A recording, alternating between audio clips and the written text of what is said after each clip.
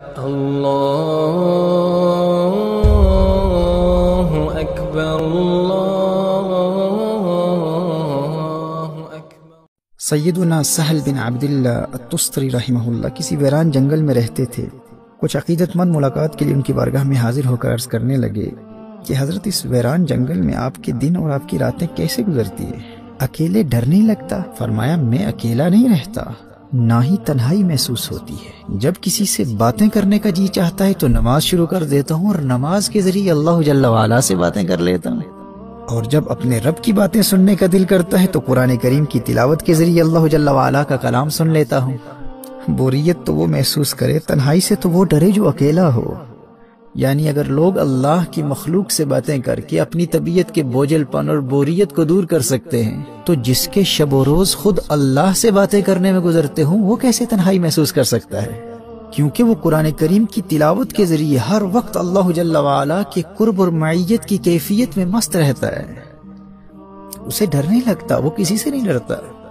میرے بھائی اور بہنوں، تلاوت قرآن کی حقیقی فیوز و برکات سے وہی مستفیض ہوتا ہے جو اس یکسوئی اور پیار سے تلاوت کرے، گویا کہ وہ اپنے رب سے محو گفتگو ہے اور اللہ کے کلام کے ذریعے اللہ جل وعلا کی جانب سے آنے والے پیغامات کو سن رہا ہے۔ لیکن یہ کیفیت دوسری صورتوں کے مقابلے میں سورۃ الفاتحہ کی تلاوت کے دوران نسبتاً آسان ہو جاتی ہے اور اپنے درجہ کمال تک پہنچ جاتی ہے،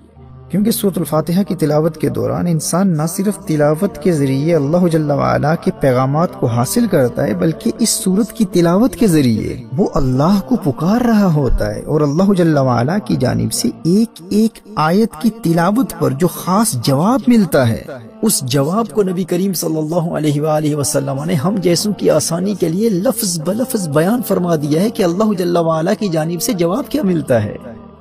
دیکھیے، جو اللہ جل وعلا کے خاص مقرب بندے ہوتے ہیں وہ تو باقی صورتوں کی تلاوت پر بھی جو جواب ملتا ہے اسے بھی حاصل کر لیتے ہیں، لیکن یہ عام لوگوں کے لیے ممکن تو نہیں ہے نا۔ پر سورۃ الفاتحہ کی تلاوت کی خصوصیت یہ ہے کہ رحمت للعالمین صلی اللہ علیہ وآلہ وسلم نے اس سورہ مبارکہ کی تلاوت پر اللہ جل وعلا کی جانب سے آنے والے جواب کو ہر خاص و عام کے لیے بیان فرما دیا ہے۔ اب کس قدر محرومی ہے اس شخص کے لیے جو ہر روز نماز میں اور غیر نماز میں بھی سورۃ الفاتحہ کی تلاوت کرتا ہے، اور نبی کریم صلی اللہ علیہ وآلہ وسلم نے اس تلاوت پر اللہ جل وعلا کی جانب سے آنے والے جواب کو بھی بیان فرما دیا ہے۔ لیکن اس غافل نادان کو آج دن تک یہ موقع ہی نہیں ملا کہ وہ یہ جاننے کی کوشش کرے کہ جب میں سورۃ الفاتحہ کے ذریعے اللہ کی حمد بیان کرتا ہوں اور اللہ کو پکارتا ہوں تو میرے اللہ کی جانب سے کیا جواب آتا ہے۔ تو سماعت فرمائیے، حدیث قدسی ہے، نبی کریم صلی اللہ تعالی علیہ وآلہ وسلم نے ارشاد فرمایا کہ اللہ جل وعلا نے ارشاد فرمایا میں نے صلاۃ کو اپنے اور اپنے بندے کے مابین تقسیم کر دیا ہے۔ صحیح مسلم کی حدیث کے الفاظ یوں ہیں، فَنِصْفُهَا لِي وَنِصْفُهَا لِعَبْدِي۔ اللہ ارشاد فرماتا ہے سورۃ الفاتحہ کا ایک نصف میرے لیے ہے اور ایک نصف میرے بندے کے لیے ہے۔ فَإِذَا قَالَ الْحَمْدُ لِلَّهِ رَبِّ الْعَالَمِينَ قال اللہ حمیدنی عبدی، جب بندہ الحمدللہ رب العالمین پڑھتا ہے، جب بندہ کہتا ہے کہ تمام تعریفیں تمام خوبیاں اللہ کے لیے ہیں جو سارے جہانوں کا مالک ہے، تو اللہ کیا جواب ارشاد فرماتا ہے؟ اللہ ارشاد فرماتا ہے حمیدنی عبدی، میرے بندے نے میری حمد بیان کی۔ فاذا قال الرحمن الرحیم، جب بندہ الرحمن الرحیم کہتا ہے، جب بندہ کہتا ہے بہت مہربان اور بہت رحیم، بہت رحم والا، تو اللہ کی جانب سے جواب کیا آتا ہے؟ اللہ ارشاد فرماتا ہے اثنا علی عبدی، میرے بندے نے میری ثنا بیان کی۔ اللہ کی جانب سے آنے والے اس پیار بھرے جواب پر غور کیجیے اور اسے زبانی یاد کر لیجیے، اور آج ارادہ کر لیجیے کہ آج کے بعد جب بھی سورۃ الفاتحہ کی تلاوت کروں گا تو اللہ جل وعلا کی جانب سے آنے والے اس جواب کا تصور کرتے ہوئے روحانی طور پر اللہ سے ہم کلامی کی اس کیفیت سے لطف و سرور حاصل کروں گا۔ کس قدر پیار سے اللہ ارشاد فرماتا ہے حمیدنی عبدی، دیکھو میرے فرشتوں، میرا بندہ میری حمد بیان کر رہا ہے۔ اثنا علی عبدی، ارے دیکھتے نہیں میرا بندہ میری ثنا بیان کر رہا ہے، گویا کہ اپنے فرشتوں سے فرما رہا ہے دیکھو میرے فرشتوں حمیدنی عبدی۔ اور جب تم کہتے ہو الرحمن الرحیم تو اللہ گویا اپنے فرشتوں سے فرما رہا ہوتا ہے دیکھو میرے فرشتوں اثنا علی عبدی، میرے بندے نے میری ثنا کی ہے۔ صحیح مسلم کی یہ حدیث ہے، نبی کریم صلی اللہ تعالی علیہ وآلہ وسلم ارشاد فرماتے ہیں کہ اللہ فرماتا ہے فَإِذَا قَالَ مَالِكِ يَوْمِ الدِّينِ، جب بندہ کہتا ہے مالک یوم الدین، روز جزا کا مالک، قال مجدنی عبدی، اللہ ارشاد فرماتا ہے میرے بندے نے میری بزرگی بیان کی، سبحان اللہ۔ فاذا قال ایاک نعبد وایاک نستعین، جب بندہ کہتا ہے ہم تیری ہی عبادت کرتے ہیں اور تجھ ہی سے مدد چاہتے ہیں، تو اللہ کی جانب سے جواب کیا آتا ہے؟ اللہ ارشاد فرماتا ہے قال ھذا بینی وبین عبدی ولعبدی ما سأل، اللہ ارشاد فرماتا ہے اب یہ معاملہ میرے اور میرے بندے کے درمیان ہے، ھذا بینی وبین عبدی ولعبدی ما سأل، یہ میرا بندہ ہے اور اب یہ معاملہ میرے اور میرے بندے کے مابین ہے، اب یہ مجھ سے جو مانگے گا اسے عطا کر دیا جائے گا۔ اللہ اکبر کبیرہ۔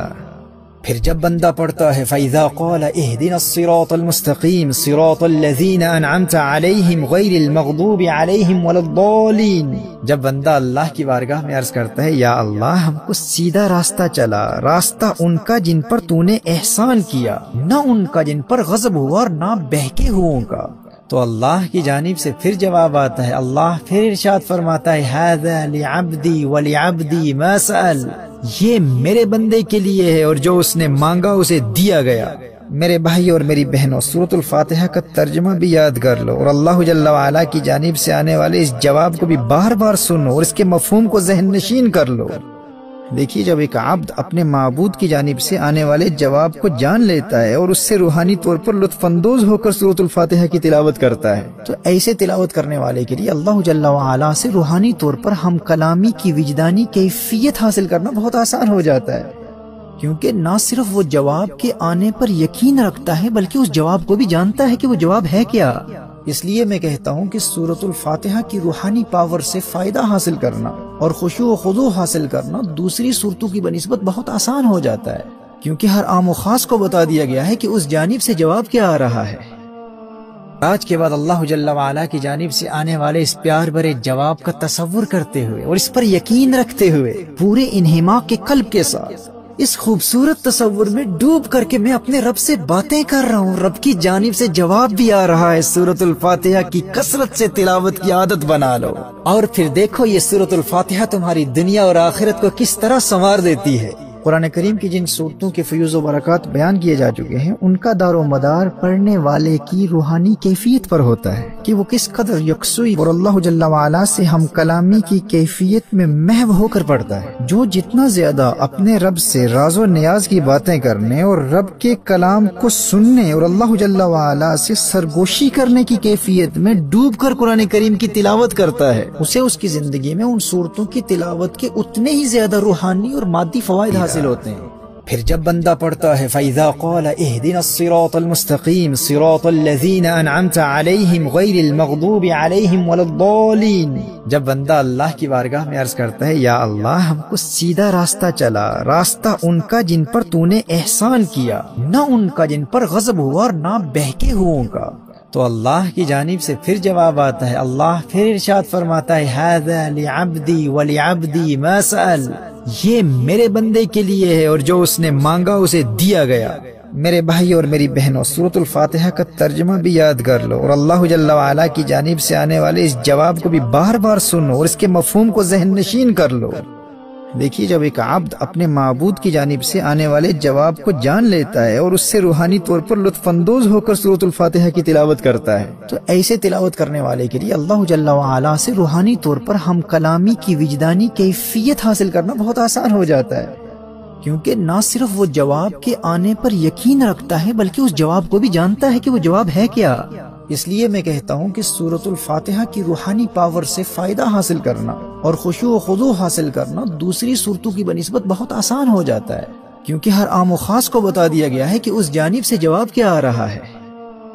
آج کے بعد اللہ جل وعلا کی جانب سے آنے والے اس پیار بھرے جواب کا تصور کرتے ہوئے اور اس پر یقین رکھتے ہوئے پورے انہماک کے قلب کے ساتھ اس خوبصورت تصور میں ڈوب کر کے میں اپنے رب سے باتیں کر رہا ہوں، رب کی جانب سے جواب بھی آ رہا ہے، سورۃ الفاتحہ کی کثرت سے تلاوت کی عادت بنا لو اور پھر دیکھو یہ سورۃ الفاتحہ تمہاری دنیا اور آخرت کو کس طرح سنوار دیتی ہے۔ قرآن کریم کی جن صورتوں کے فیوز و برکات بیان کیے جا چکے ہیں ان کا دار و مدار پڑھنے والے کی روحانی کیفیت پر ہوتا ہے کہ وہ کس قدر یکسوئی اور اللہ جل وعلا سے ہم کلامی کی کیفیت میں محو ہو کر پڑھتا ہے۔ جو جتنا زیادہ اپنے رب سے راز و نیاز کی باتیں کرنے اور رب کے کلام کو سننے اور اللہ جل وعلا سے سرگوشی کرنے کی کیفیت میں ڈوب کر قرآن کریم کی تلاوت کرتا ہے، اسے اس کی زندگی میں ان صورتوں کی تلاوت کے اتنے ہی زیادہ روحانی اور مادی فوائد حاصل ہوتے ہیں۔ لبیک اللہم لبیک لبیک لا شریک لک